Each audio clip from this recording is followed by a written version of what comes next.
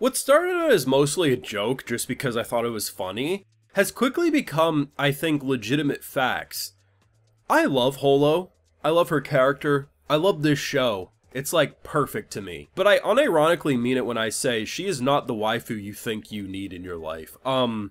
Most anime and stories that kind of have that hybrid of like, they're kind of animal, but they look mostly human, but they got some ears, some tails, maybe some claws, but at the end of the day, they mostly look like humans.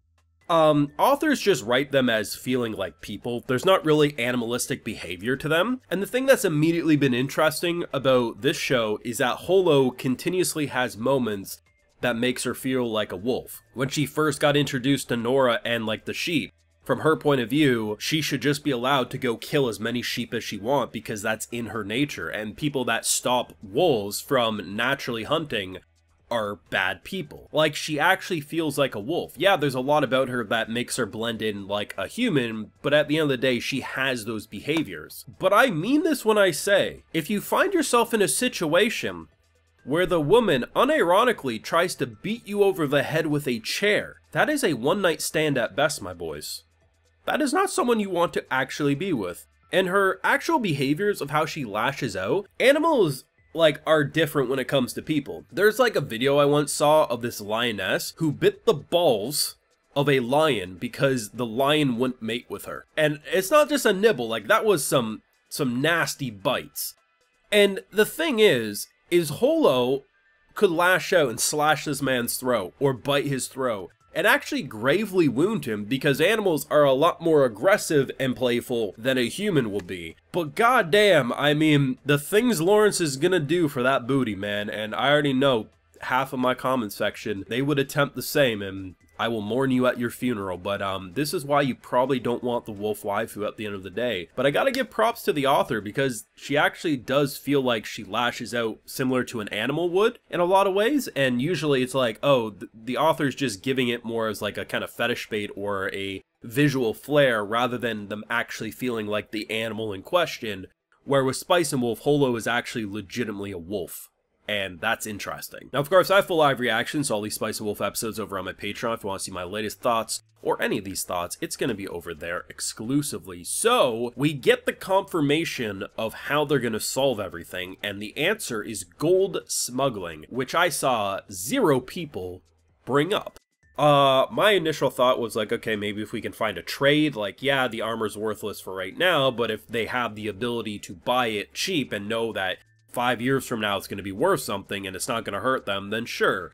I knew it would be something with Nora because there's no reason you introduce this character and not do something with her other than the initial I'm getting you to safety. And the idea that, you know, her life is tragic because, like, at the end of the day, she's incredibly talented. The church, day after day, will use her skills and basically, like, no one's as good as her.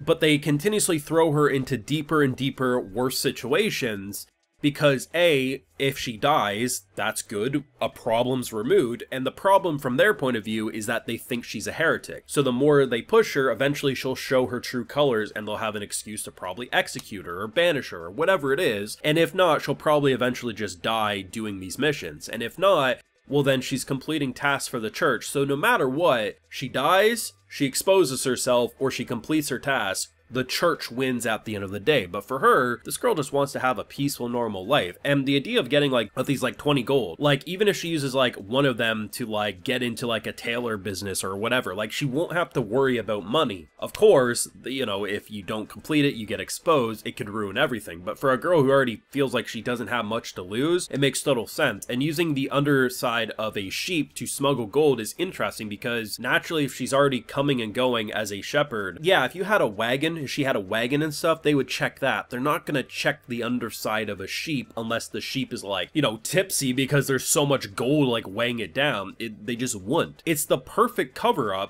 but of course it would still be worrisome. And I think that's clever because smuggling was not on my bingo card. I thought maybe her getting us somewhere might be, but I wasn't sure what they were actually planning. And that's really interesting. What I love about the writing is that, sure, often with these types of shows, you introduce a character who will be important for an arc, but there's something about how her story feels just as important as Lawrence or Holo's, and that's what's really special. Now, we all knew it was going to be a spicy episode because obviously when Lawrence and Holo parted ways last episode, it was not on good terms.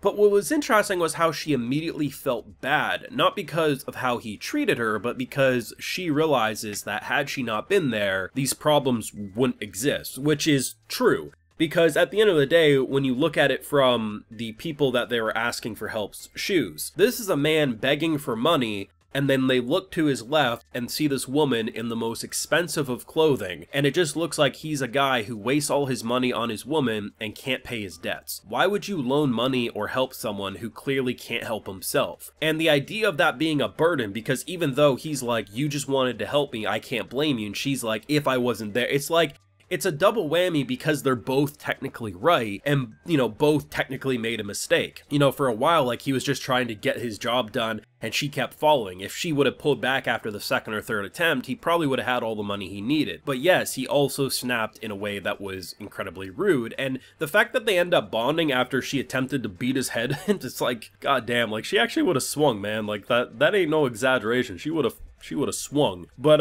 it's nice because basically what ends up happening is probably one of their most impactful moments today is that she asks, like, why would you go to such lengths to be this kind? And he's like, that's just my nature. And then she gets upset and then she starts swinging. Try that again, boss. And he's like, because you're special to me. The growing bond between them is really sweet. There's a moment in this episode that it looks like she's gonna go in for an old smooch, but then she whispers in his ear. Probably riled a few feathers, people like shaking their fists like, damn it, we were so close yet so far away. But their bond is fantastic. But yes, in actuality, would I ever want a wolf waifu? Oh, hell no. That bitch would kill you in your sleep, bro. I'm telling you right now. And even if she didn't, she's gonna try to swing a goddamn chair at you in a temper tantrum. It ain't worth it, boss. Trust me. You leave in the morning is all I'm saying.